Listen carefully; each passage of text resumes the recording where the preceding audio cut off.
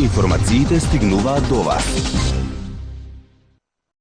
Нема пласман и организиран откуп за малешевскиот бренд компирот. Сезоната на вадењето на компирот и оваа година кај земјоделците од Малешевијата донесе неизвестност и разочарување, бидејќи цената од 10, односно 12 денари по килограм, што ја дефинираа малите откупувачи, за нив е доста ниска.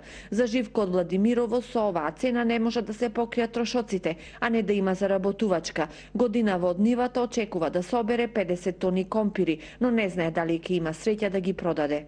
Никако сите сме разочарани за тоа. Например, Струмичко имаа се откупни пунктови, пиперки, патлиџанки, са некогаш е подниска, цената некогаш поголема, бар има, знаат.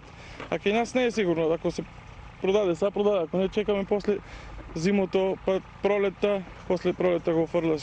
Рентабилната цена за производителите е минимум 15 денари, но 5 години наназад цената на компирите е иста, иако двојно е зголемена цената на нафтата, семенскиот материјал, ѓубривата и средствата за заштита. Па видите, моментално го откупуваме по 10-11 денари, меѓутоа оваа цена на пазарот тешко иде.